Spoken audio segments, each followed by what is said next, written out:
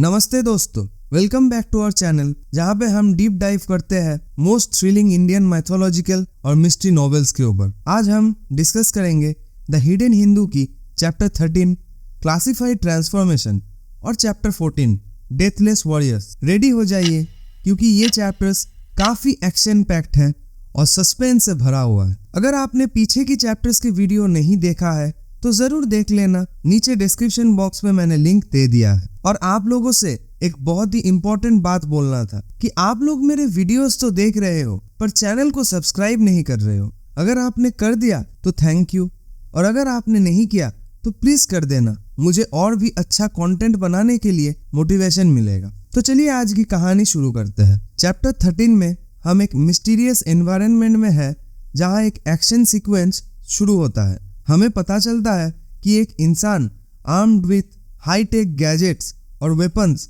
Secret facility के अंदर घुसने की तैयारी कर रहा है। उसका मिशन है ओम शास्त्री को रेस्क्यू करना या उसे लेकर जाना। ये आदमी हेवी आर्म्स और डिजिटल टेक्नोलॉजी से इक्विप्ड है और बिना किसी दिक्कत के कैमरास को डिसेबल करते हुए फैसिलिटीज के अंदर एंटर करता है। ये सीन हर थ्रिलर फैन के लिए एक ट्रीट है। आपको हर पल एक नई टेंशन महसूस होती है। दूसरी तरफ डॉक्टर श्रीनिवासन, LSD, डॉक्टर सहिस्ता और डॉक्टर बत्रा ओम शास्त्री के इंटरोगेशन में बिजी है। डॉक्टर श्रीनिवासन LSD से बात करते हुए समझ जाता है कि टीम के सभी मेंबर्स इतनी भी इनोसेंट नहीं जितना पहले सोचा गया था। एक शॉकिंग मोमेंट आता है जब LSD बिना किसी गिल्ट के डॉक्टर श्रीनिवासन को गोली मार देता है और उसके हाथ से एक इम्पॉर्टेंट किताब छीन लेती है। ये मोमेंट रीडर्स के लिए काफी अनएक्सपेक्टेड होता है और स्टोरी को और भी ग्रिपिंग बना देता है। फैसिलिटी में केओस और भी ज्यादा बढ़ जाता है जब एक और मिस्टीरियस वॉरियर अपनी रियल आइडेंटिटी रिवील करता है। उसके रिस्ट पर गोल्डन ब्रेसलेट और हाथ में एक धनुष है। ये वॉरियर और कोई नहीं बल्कि एक पुराना लेजेंडरी फिगर है जो आगे चैप्टर 14 में रिवील होता है। इसी केओस के बीच हमें एक और लेजेंडरी फिगर से इंट्रोडक्शन होता है। एक वॉरियर जिसने अपने हाथों पे एक बो और एरोज लिए हुए हैं। ये कोई नहीं बल्कि एक अमर वॉरियर है, अश्वत्थामा। और ऐसे ही चैप्टर 13 खत्म होता है अश्वत्थामा के एंट्री के साथ।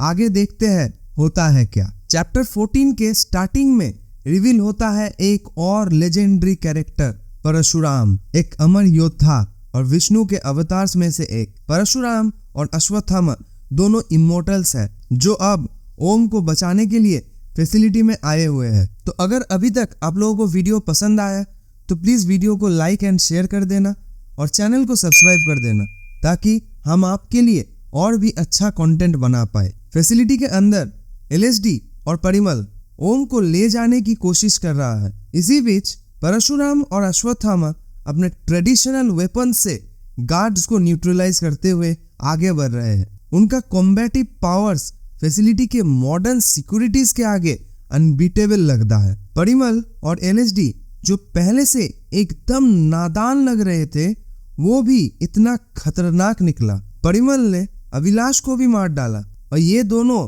ये सब कर रहा है वो ओल्ड मैन के कहने पर, जिसके कहने से डॉक्टर श्रीनिवासन वीरभद्रा को वो बुक के सेकेंड पार्ट लाने भेजा था। फैसिलिटी के बाहर सिर्फ वीरभद्रा और उसके 2 सोल्जर्स बच गए हैं। डॉक्टर सहिस्ता का करेज दिखने लगता है जब वो ओम शास्त्री को दोबारा अनटाई करने की कोशिश करती है, पर यहाँ भी एक ट्विस्ट आता है। वीरभद्रा जो पहले ओम की सेफ्टी के लिए लड़ रहा था अभी एक हीरोइक स्टैंड लेता है, लेकिन अश्वत्थामा और परशुराम के अटैक्स के आगे वो ज्यादा देर टिक नहीं पाता है।